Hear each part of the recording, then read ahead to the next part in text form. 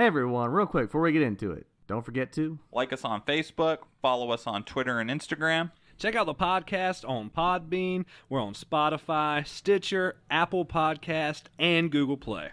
And with all that said and done, let's get to it.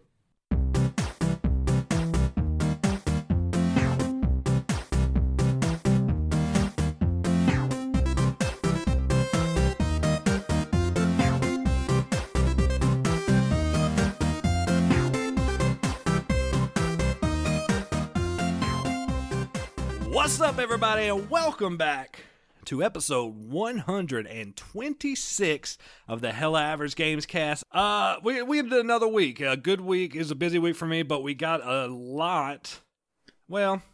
good amount of news. Some cool stuff to talk about. A little bit more than we've been dealing with the last couple of weeks. So that's exciting. It's more exciting to hear Carmen's voice again, even though you just heard a little bit of a laugh earlier. That was just a tease for what's to come, because Carmen is going to tell me, what have you been playing since last we spoke? I'm still grinding on Tetris 99. And then I'm also... Have you got a win yet? No, I've gotten more second, third, and a few top 10s. I need to get a few more games in tonight. And then I've been playing Call of Duty.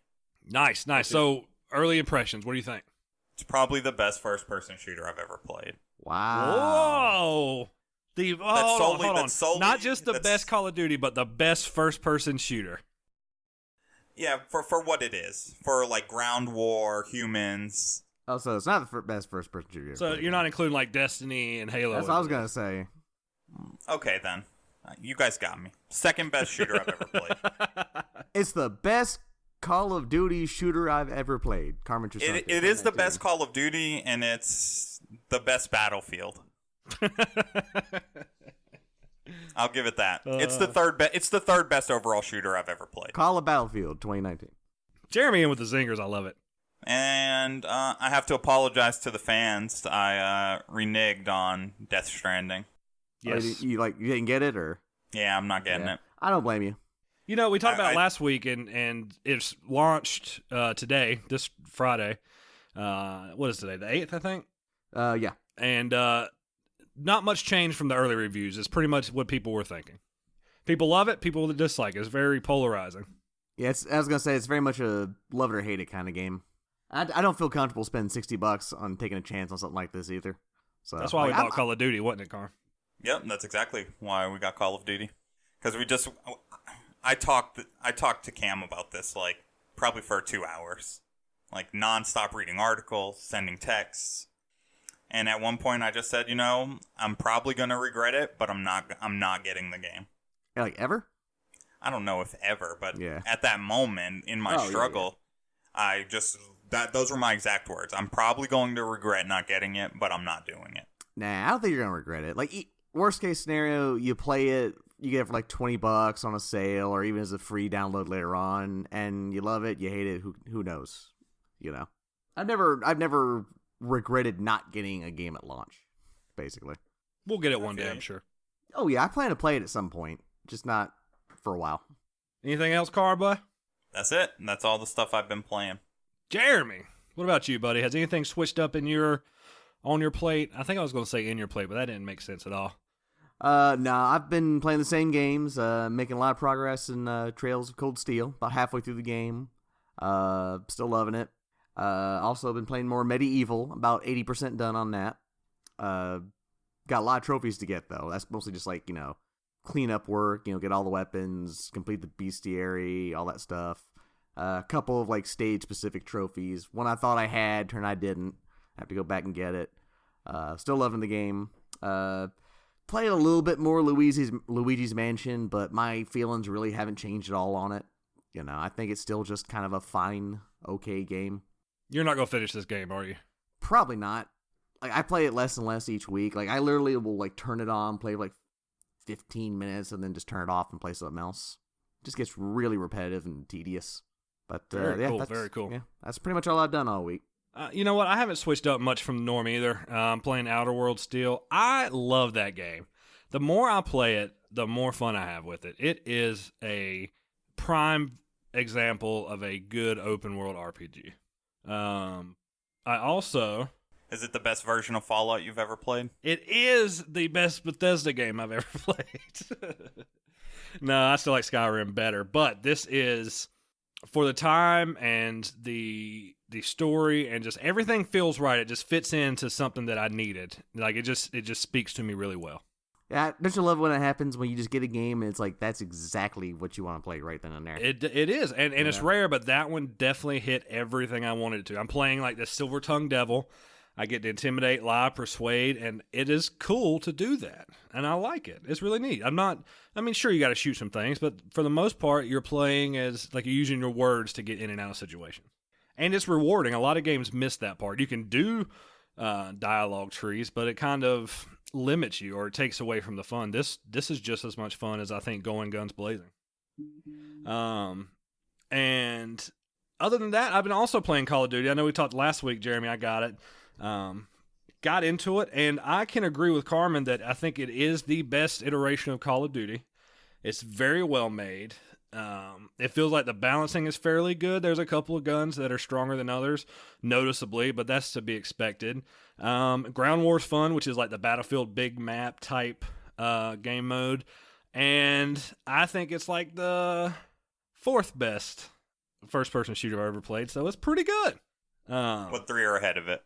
Destiny, Halo 2, Modern Warfare, the original one, and Black Ops 2. So it's number 5. So it's the fifth best. No, I'm lying. No, it's the fourth best. I'll put Black Ops behind it. Those two are, I got Black Ops right behind this one. But the more I play it, I haven't even played the campaign yet, so that might weigh my options a little different. We shall see. But enough about us. They're not here to hear about us. They don't really care about us. People have already fast-forwarded through this anyway. They're here to get the juicy news for the last week. And Carmen, don't you think it's about time to get going? Yeah, I think it's time to get into a little bit of that News. All right, thanks for getting us into it, Carm. We're going to start out with some Sony news. We're going to move into a little bit of Xbox. Got one thing from Nintendo, and then we got some housekeeping to get rid of. So let's get going. The co-founder of Guerilla Games, Herman Hulst, is now the head of Sony Worldwide Studios. So, I don't know much about him other than Guerrilla was a very successful studio. He's in the industry, and obviously he knows, or he's pretty good at business. So it sounds like a good move on my part. What do you guys think? I'm fine with it. I mean, again, I know nothing of the guy. I just have to see how his leadership goes. But I like Guerrilla Studios. I like their games, so that gives me confidence. And the fact that Guerrilla Studios was a first-party Sony studio, he should probably know the inside out pretty well. So, looking forward to what he does. I mean, for him, it's an upgrade, so. Oh, absolutely. Yeah. A big upgrade, I would think. I would say without saying He's it. hitting that Geo upgrade. With a double D for a double dose of pimping. Exactly. So, like Jeremy was saying, he is part of a first-party studio for Sony. He's going to do just fine. I think it's hard. I personally think it's hard to derail what Sony has going on right now. But if anybody's going to do it, it's going to be Sony themselves. Yeah. I agree with you 100% on that. Like, I don't foresee too much. I mean, I foresee competition, but I don't foresee that much. I do, though. I do. I see the competition. I see what Microsoft's doing. At the very least, I don't want to say they're shoo-in because they're not. I mean, Sony's no slouches. But I think that this generation, as far as sales and number one, number two, is going to look a lot different than it did this past generation, PS4, Xbox One. And that's just, because Sony's making moves, don't get me wrong, but Microsoft has been laser focused on this next gen rather than, kind of cutting their losses for the Xbox One and looking forward to Project Scarlet. I agree. And this is kind of what they did with the Xbox, the original Xbox. Right, and you saw the success they had with the 360. And then they came out the gate hard with the 360, yeah. A lot of that was Sony's fault, too, for charging $600 for their console. Yep. It's all going to depend on timing. These systems are going to drop at the same time or within weeks of each other. It's going to be interesting. Yeah, I think this time if Sony falls back into second place like they did with the PS3, it's not going to be because of pricing. Because I think that the Xbox whatever and the PS5 are going to be probably pretty comparable price. Power wise, I would also say they're going to be very close. So if Sony drops down a second, it's going to be strictly because of them just messing up with stupid policies, lackluster games, or just maybe just Microsoft just killing it right out the gate with some awesome crap. Who knows? Yeah, I tend to agree. Sony has been known over, in the past to get quite headstrong, and that has hurt them in the long run. So we'll see if they do that this time. I don't know. I'll tell you what I am more excited about. I mean, this is cool. We've got, you got new leadership. But Shuhei Yoshida is now moving into a new role as well, which this is kind of more exciting to me. He is heading up a new role to basically foster third-party indie initiatives to bring indies to the PlayStation. To the Sony. So he's gonna, he's been with Sony for years, like something like 25 years, I think. Yeah, Shuei's been there a long time. And he has helped foster this, and now they're putting him in charge of this indie games initiative, and I can't help but think that it's going to flourish under his leadership. It's a good call. Sony hasn't played into the indie realm as hard as others, say like Nintendo, and I even think the Xbox gets pretty good indies. I think Xbox and PlayStation get about the same amount of indies. I know Nintendo's the indie machine right now. Yeah, Nintendo's dominating that scene. But if Sony can really foster really good talent and start putting out these indie games and really promoting them, you see what happens when they do put their backing behind it. Like when you see Rocket League, indie game, scooped up by a huge publisher, and they were flourishing before Epic picked them up. They were. Yeah, so if Sony will put their backing behind these things, there's a lot that can come out of it, and I think these developers deserve the spotlight. I don't think that video games should always be AAA titles, because it will just take too long to get games if that's all we're waiting for. 100%. Agree, yeah. Where somebody can crank out a 8, 12, 15-hour story, pack it into this beautiful indie game, and then ship it out, and boom, you have something amazing. Yeah, I mean, I'm really not an indie guy, although there's some indie titles I do really love. But I mean, you're absolutely right. You can't have just all AAAs or all indies. You gotta have a nice mixture of both. Gotta have some potatoes to go with the meat and so forth. And like I said, when you some potatoes to go with the meat. Hey, yeah. That's funny, Jeremy. But like I said, when Sony didn't Sony at some point do a program where they offered to help fund indies? They did, yeah. God, I can't remember. It was maybe 2 years ago at E3, or maybe 3 years back now. They said that indies were coming to PlayStation, and I don't know. I'm not gonna say it fell to the wayside by any means, but when you compare it to Microsoft, I think they're about on par with each other, and then Nintendo just greatly outshadows. I think it was also too because just indies seem to fit better on the Switch with its portability and all that. It's easier to pick up a little game that you can play for 10, 15 minutes. Doesn't take up hardly any hard drive space, put in your pocket, take it with you, versus having to sit down in front of a big TV. Be honest, would you rather play Dead Cells on your PlayStation 4 or on your Switch? Well, yeah. I mean, at first, I was thinking the PS4, but then it fits so well on the Switch, Say, exactly. And again, most indie games tend to be a lot smaller in scope and, have less hours in it and so forth. That's why it works so well on the Switch. But that still doesn't mean that Sony can back off and neglect the indies, because you're going to need them. But I think, they're, I lost my train of thought. Well, I'll pick up then to let you catch back up, Jeremy.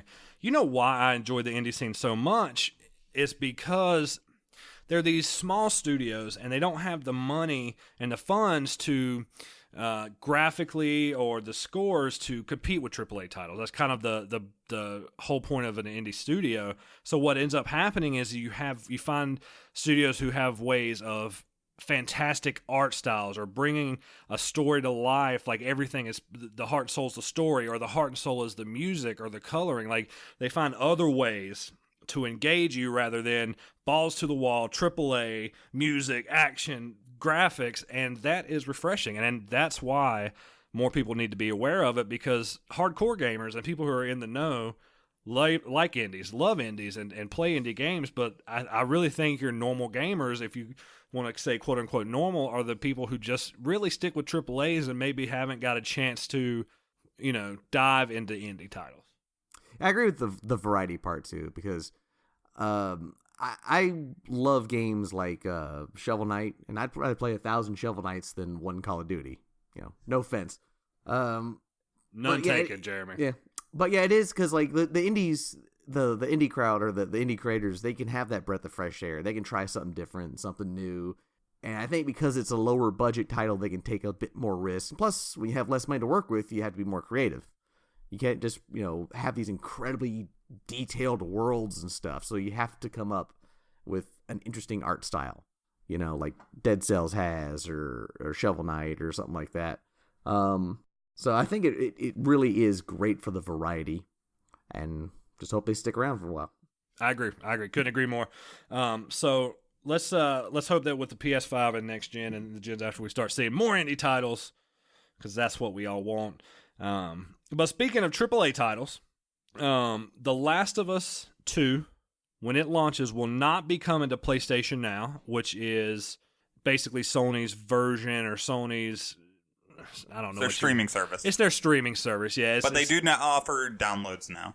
Yes, they offer downloads and not just streaming like they originally did. They dropped the price a few weeks back, so that was big news. But they basically came out and said that, their titles are too good they don't need to put them out day one. They don't need to put them on the service because people are buying them. So, that, to me, that message is kind of flawed, but at the same time, when you're in first place, you don't need to chase third place, or you don't need to do that if you get the sales. Well, obviously, Sony needs to change the name of the service to PlayStation Now or later. Right. Yeah. I'm not mad at them. Like I was saying earlier, I'm not really mad at them, but I just don't think it's really a good idea, just because Xbox is offering all their new titles day one on their streaming service. If Xbox wasn't doing it, then I wouldn't really say this is any kind of a problem for Sony, but you got to keep up with your competition, and this is really going to cast them in bad light. And quite frankly, the wording of that statement, where our first party titles are too good to be available, comes off a bit arrogant, in my opinion. Yeah, that is arrogant for them to say that, but I want to think about it in like a business sense and how much money they've pumped into this game. You can't just have everybody's. How much is the service, the subscription? $10 a month. $10. Yeah, see, like, I don't think that you recoup enough if people just sign up for this $10 a month service and then after they beat the game, or 2 months after they beat the game, they cancel. You bring up a good point too, because I didn't think about this too, but the reason why Xbox can do this and Sony really, if you think about it, they really can't, is because Microsoft just has all this money to burn, and Sony's operating on a much tighter, financial curve. They pour all this money into, their first party titles. They really do need to recoup that money. They need people buying it at $60 a pop. Whereas Microsoft, they got billions and billions of dollars they can just pump in there anytime, and they can't afford to release this on a Xbox Gold and all that stuff. And yeah, And another thing is that the reason Microsoft has done what they've done is because they're trying to get their foot into the game. At this point, they're trying to get any type of grip underneath their feet that they can to try to propel this system forward in any way possible. And it's worked for them, though. That when they initiated Games Pass, it brought back a wave of Xbox players, and since they've had it, it has worked for them. Like that, I don't know if it was right time or right place. But are they operating at a loss? I don't know the number. I have no idea. I mean, it's a good question. If they're operating at a loss, it's no good. Well, it could be part of their strategy to get people hooked on the Xbox for the next one. Get them coming back and getting them to love the Xbox. True. So then next gen comes around, they're like, well, I want to keep playing these games. I think I'll buy the Xbox whatever. Yeah. We should be more shocked when Xbox comes forward and says this exclusive title will not be on Games Pass. Mm-hmm. Yes, outrage will ensue. Yeah, because it could be like it'll be this is available only on Games Pass for Xbox new system. Yeah, so yeah, and then we're gonna run into similar things where like how much of these exclusive games are they gonna continue to like cross-platform between their two systems? Or are we going to end up seeing a similar thing where like they started phasing out games that they're giving away like Sony did? I think you're going to see something like that. They're going to eventually phase out just the Xbox One and focus solely on the new Xbox whatever. The way Microsoft is with their fan base, they're not going to alienate those on Xbox One quick at all. No, it'll take a while. It'll take a while. Whereas Sony, they have a more, I would say, aggressive plan. They want to bring people over to next gen quicker. So it's really two different approaches, I think, this time, and one will prove to be the better solution. I'm not going to say the right, but one will just prove to work a little bit better, whichever one that might be. And back on the numbers thing, you got to think that no company is going to operate at a loss. They have to make money. So companies operate at a loss all the time. Well, I know they do, but I'm not saying. What I'm trying to get at is they wouldn't implement this plan or this, I guess, subscription pass if there wasn't either a roadmap to. Yeah, but it's a long-term recoup. Yeah, I agree. Eventually they get their $60. Eventually they get $120 for a $60 game when you don't utilize it and you forget it. So there is upside to it, but it's a more of a long-term recoup. Yes, it's like when you offer you sell something at a loss. You own a store, you sell something at a loss in some kind of a sale. That's to get people in the door. So while they're there, they get the item that's on sale. They're like, oh, you know what? I need this other thing while I'm here, too. I need this other thing. And that's how you make your money. Yeah, I think absolutely. That's what Xbox's real plan is. They probably are doing games with gold, or Games Pass at a loss. But at the same time, hey, maybe we're selling a few extra systems. And hey, maybe some people are going to start buying some other games and some controllers, accessories, and all that stuff.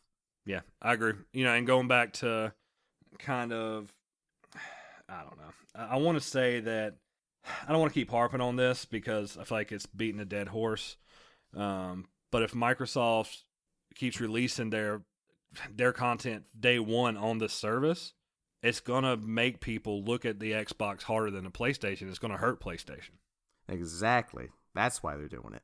But that's theory. I mean, we'll see if it plays out in about a year from now. I'm excited to see where the numbers fall next year.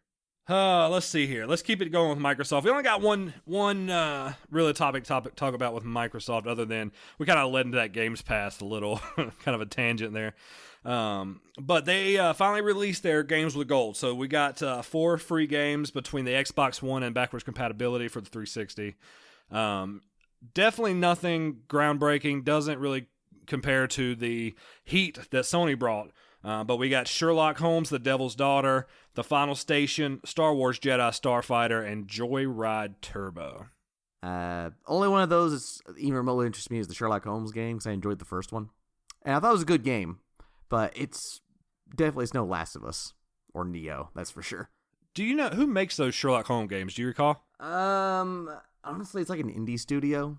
They're kind of like they're not even really action games. They're like these kind of choose your own. They're kind of Telltale like, where you walk around an environment, you hunt for clues, you answer questions, dialogue trees, all that stuff. I got the first one for like super cheap. I thought it was pretty fun. Developed by Frogwares. Frogwares. That's actually a fun name. Independent Ukrainian video game development studio. I'm just surprised Jeremy likes any game that resembles a Telltale game. Well, I've always liked Sherlock Holmes. I like mysteries and all that stuff. Yeah. I remember you talking about the first one. Yeah, there's actually mysteries. It's not like, I don't like the Telltale games because it's just telling a story that I could just be watching, whereas this is like a mystery that I'm solving. Gotcha. So yeah, go grab these free games. We love them. Love all of them. Keep bringing them to us. Make sure you go get them before November's over. Hopefully December, the month of Christmas, will bring a lot of good games. That's where they really need to start bringing in those free games. Right. Let's see. Let's move it to our One Nintendo story as well. Pretty cool one. I spoke about the Outer Worlds a little bit earlier, but it will be coming to Nintendo Switch the early part of 2020. So I think I heard around March or before March, whatever the fiscal year is for 2020. I wonder if this is going to be even bigger of a game than The Witcher in terms of file size. Jeremy, I don't think it's near that breadth. Really? I would have thought this would have been bigger than The Witcher. It's not a huge game. It's not. No, it doesn't feel. So most games are like one big open world, right? This one is actually broken up into smaller open worlds, more manageable open worlds. So instead of one giant mass, like you've got your one planet, and then you travel to another planet. You can go to any planet, and then that's its own world with its own cities, things like that. So you got a hub world, you go to different little areas. Well, yeah, it's not necessarily a hub. You got a ship, so you go back to your ship, fly to the whatever city, planet you want to go to, and then you get out and you go do your thing. So I don't think that this has the depth that The Witcher did. I was always under the impression this is going to be like a massive game like Skyrim was. Just eats up. No, your hard it's drive definitely space. not. It's definitely not Skyrim. I'm not going to say it's tiny. I mean, it's not a small game by any means. But I don't think you're looking at Skyrim levels. I don't think you're looking at Witcher levels. I don't think you're looking at Fallout 4 levels. Fallout 76 levels. More than that, better than that. They had a lot of data you had to download for that piece of crap. Yeah, but that's just what it was. Empty trash cans you had to download. But I think that it's going to be less than The Witcher, and I think it's, graphically, I don't think it's going to tax The Witcher. Yeah, it's got Nintendo. it's got more of an art style versus realism. Yeah, it's that old school Mass Effect art style, or New Vegas art style, where it's. I thought it had more of a Borderlands look, didn't it? You know what? So there's some of the. It's kind of hard to say because certain planets do have that Borderlands colorful comic book style, but then the world, then you've got normal characters, like people not dressed in bright colors, like normal suits and normal clothes, and then some characters are extravagant. So it mixes a lot of, I would say, from a color palette perspective, it mixes a lot in there. When you talk, obviously it zooms in on the person's face that you're talking to, and then there's your chat options. And it's detailed, but it's not like you're looking at a real person. This isn't Detroit Becoming Human. This isn't Rocket League cars over here. This isn't the Batmobile, damn it. Last but not least, guys, let's talk about China. Ooh, all right. China's fun, right? The funnest. They got good food. They do have good food. Even the real Chinese food is actually good. So let's talk. I've got this tab pulled up. This is from GameSpot because I wanted to make sure I got everything right. So basically, China is cracking down on video games to curb video game addictions, let's say. They want to reduce the amount of time that people are playing games. So they've got a curfew for minors that you can't play online games between 10 p.m. and 8 a.m.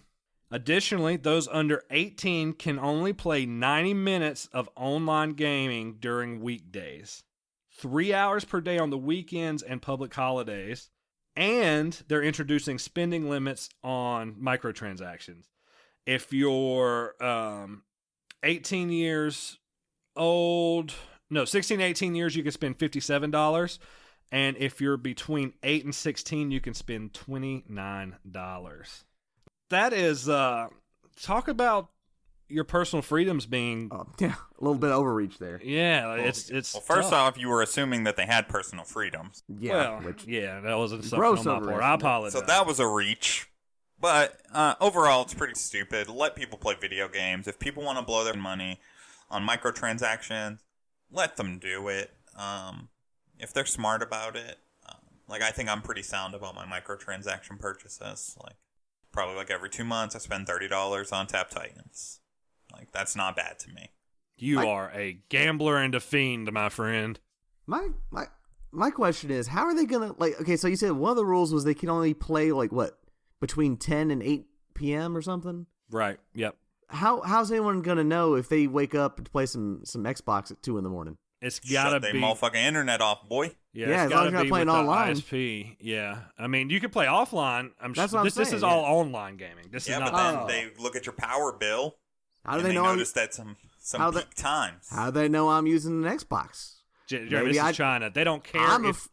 The thing is, it doesn't matter if you are or you're not. If they think you are, you're screwed. Exactly. They come in your house. They find that their best bet is hoping that the Switch gets cleared. Oh, There's yeah, talks it for it. logs your playtime on there, too. Yeah, they just send the Gestapo in there and check out your Xbox account and say, oh, you've been playing for 16 hours today. Jeremy, the NSA knows how long you've been playing your PlayStation.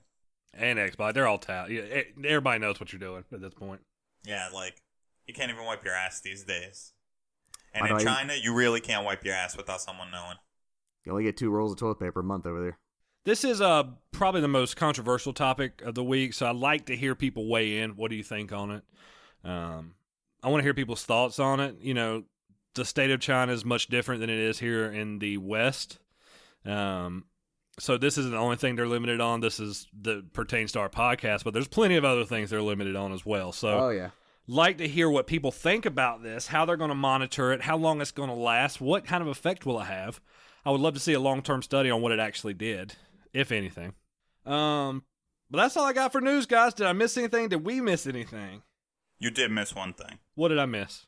Epstein didn't kill himself. I was going to do that. You got me. God. I'm so tired of it, Jeremy? man. I was going to do it when we got to the, it's stay play on and stay. Epstein didn't kill himself. Hella average. I am so tired of seeing the memes, man. I've been getting got so much. Those memes are so good. They are. They're the best. Carmen, get us out of here, bro. All right. New episode of Select Star dropped. Jump Force. I was definitely deep into the White Claws. I realized that when I did the quick edit on it. Cam and Jeremy duke it out with some dope fighters. And yeah, check that out. Subscribe. Do all that cool stuff. And like always, play on and stay. Hella. Average. I think I messed up, guys. Stay hella average. I'm sorry. Damn. Now you're going to get suicided. Yeah. Bye. Cameron didn't kill himself. Peace.